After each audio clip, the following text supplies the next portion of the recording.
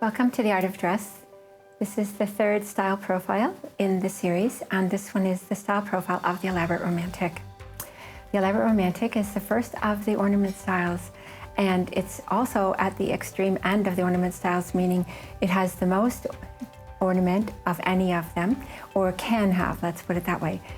So, and by ornament, what I mean is design detail.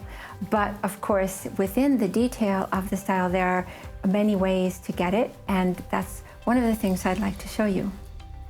The Elaborate Romantic that we're going to look at today is Jourdan Dunn, and as you can see by this fabulous editorial picture, there's a lot of people have really understood her style or been able to clue into it pretty well, and been able to show how not only is there an immense amount of detail that she can carry beautifully, but that detail is concentrated at the top of the image. And then if you work your way down the image, then there's less of the detail and maybe the forms get a little bigger or more spread out.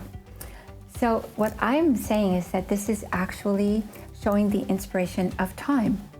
So if you imagine, let's say the time of year, because most of the ornament styles, or all of the ornament styles, actually use one or another element of time as their inspiration.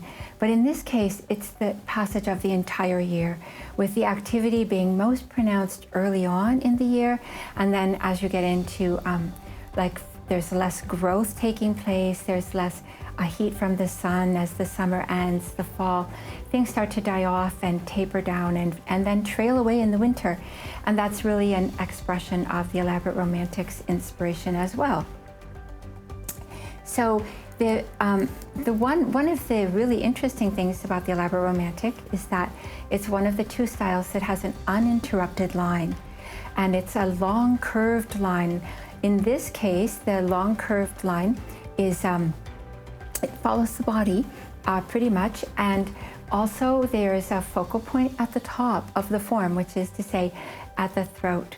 The halter neckline pulls the energy in as an alpha style or a fitted style, and in this beautiful dress you can see that the feathers at the end of the dress, the bottom of the dress, show the trailing away that I talked about for something that's going through the time of year.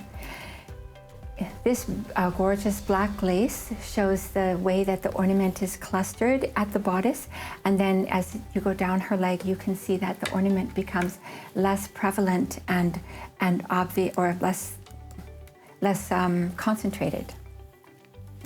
The focal point is at the jugular vein of the throat. It's really interesting how this dress really fits her throat right at the focal point. It's very beautiful. And then on top of that, you can see that the halter line is not really exaggerated. It's not a crossed halter. It's more of a relaxed halter, or just a cut-in shoulder.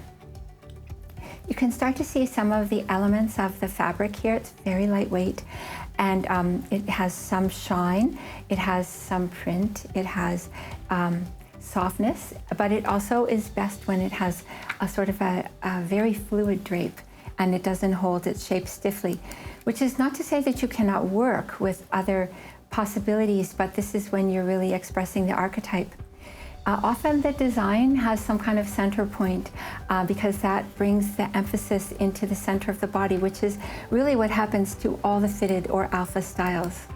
In addition to that, you can see that besides the lightness of the fabric and the clustering into the center, for Jourdan in particular, a firm finish at the neckline is really helpful. And in this case, this, like happens many times with the Elaborate Romantic, the focal point is highlighted or emphasized at the same time as finishing that neckline.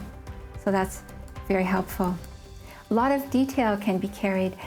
The detailed forms don't have to be, but frequently are also rounded, and that is because the Platonic shape for the Elaborate Romantic as part of the Romantic family is the circle.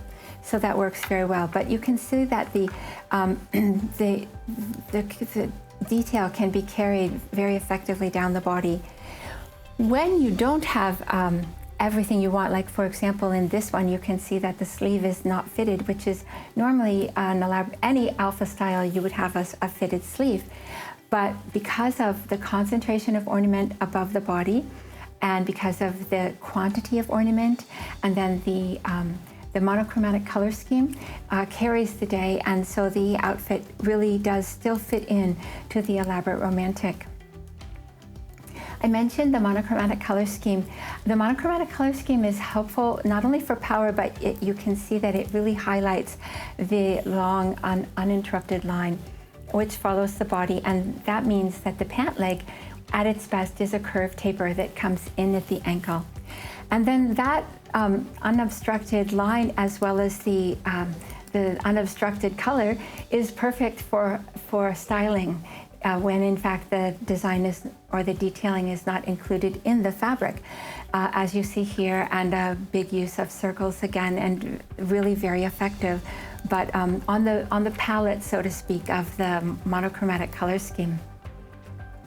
Picking up on the detailing, using rhythm in the detailing is really important. And you can do it by using a series of circles like Jourdan did in the last example. But here, there's an example where the strap of the shoe is repeated in the ankle, in the bracelet. And the beading that's on the top showed a little bit of repetition there in the other bracelet. And then the color of cream is repeated several times through. So this is an example of showing the rhythm that is so important to all the ornament styles. In fact, I had told you perhaps in the first one that in the fabric styles, the principle of style that is really invoked is fabric harmony, and it's necessary for that style. And for the line styles, the principle that is invoked is paying attention to the silhouette. For the ornament styles, it's repetition or rhythm, using rhythm in the ornamentation. And so, you can use rhythm in color as well, of course, and you can use rhythm even in your shapes, but in this case, rhythm in ornamentation is the most important principle for all of the ornament styles, such as Jourdan. Many times, enough ornament can be included in the fabric itself, especially for some of the artistries. The architectural artistry, for example, that's what Jourdan is, doesn't require quite as much ornament as another artistry might, and so the repetition can work really successfully. Here, as you see, the little metallic parts are repeated down the skirt with the studs, and then the lace that's at the bodice is repeated on the skirt itself. So repetition is still important even if it's included in the fabric. Because of the fact that this style lends itself to so much, in a way you could say excess, except that for the elaborate romantic, it's not excess. In fact, there used to be a dictum, get dressed and then take one thing off. I think for the elaborate romantic, many times it's get dressed and put one more thing on. But here you can see, besides the superfluity of ornamentation, it's still very effective. There are a number of things that we already talked about. For example, the way the fabric, the pattern is like rivulets and streams running through. And then the bracelet picks up on the white striping that's in the fabric itself.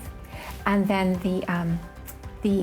I should also mention the shoes are frequently full of ornament, but in a way a little bit unaccented, so as not to take away from the high focal point. And in this case, she's using a very light shoe, and that's very normal for the elaborate romantic. And then the final thing is you can see that the feathers are used to create, it's almost like the sense of joy of the beginning of time or the beginning of life, and you see that at the top of the silhouette. So the elaborate romantic, one of the most, they're all so interesting. I wouldn't say that any style is more interesting than any other, but certainly one that can carry such a high degree of ornamentation, and just with very easily and beautifully, you could say. So thank you very much for coming to the third style profile, the elaborate romantic. If you would like to know about your own style, your own artistry, and your own coloring, you can come to my website, theartofdress.com, and you can take the quiz, which is free, and you can learn about style the styling and the artistry and the coloring that belong to you, as well as more about the art of dress itself. So hope to see you there, and hope to see you again when I do the 4th style profile. Thanks very much.